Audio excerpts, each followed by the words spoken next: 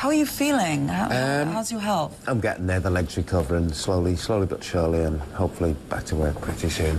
When you look at the images, the violence that continues to rage across Syria, the pictures that we're seeing out of Damascus, and 1 year on since what happened to Marie and your other colleagues, what do you think? I mean, I shake my head. It's an abject failure by the world to respond.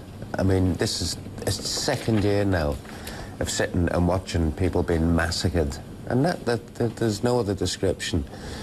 We've tried various diplomatic attempts that were, I think, you know, largely a smokescreen to sit and do nothing. I feel awful. I felt bad enough when I was in Syria.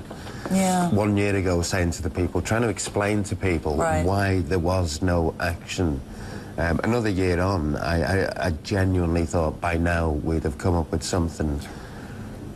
And another year on, what has changed on the ground in reality in Syria? Not a lot, really. The rebels have a few more weapons that they were very much a defensive force when I was there. You know, there's this, I think, often overstated case that the jihadists have moved in.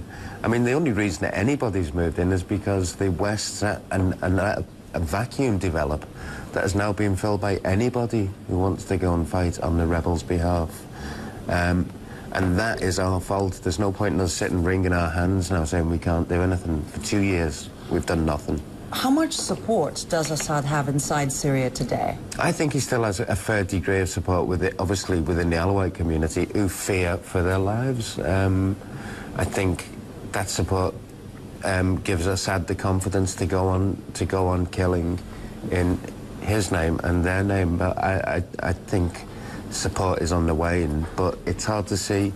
It's hard to see when he's backed by a country such as Russia, who is happily willing to supply the weapons to kill the people. I mean, we run around the edges putting little it's like watching a huge knife attack, and the West sits there and puts little plasters on it. You know, we need to do more. And it's the Syrian individuals, the average people, that are being so badly affected by this. Just describe what their lives are actually like. I mean, I spent a very small amount of time under that bombardment, and it was horrifying. I mean, and I spent, you know, a week or two there. These people have been in this situation for 2 years now. Now they're, even if they can get out of the country, they're freezing on the borders.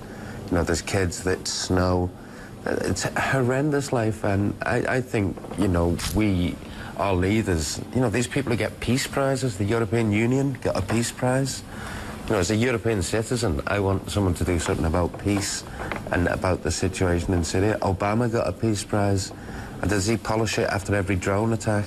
How does he look at Syria? So what do you think is the what do you think they should do? Like just go in like they did with Libya?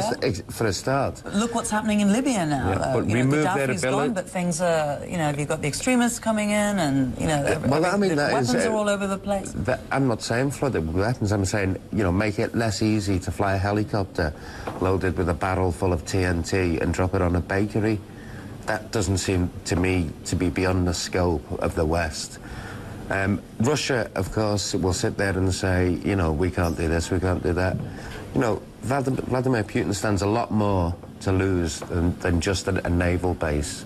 This Arab Spring for Putin could turn into a Russian Spring, and that is where we must actually call his bluff.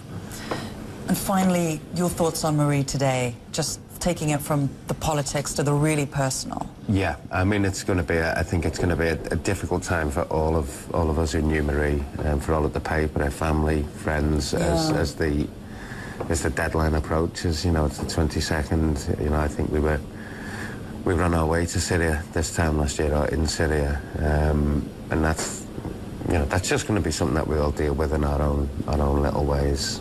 But hopefully, it'd be nice to give her the respect of seeing something happen to these people who she died trying to save. Paul Conroy, thank you so much. No, really appreciate seeing you, and glad you're feeling alive.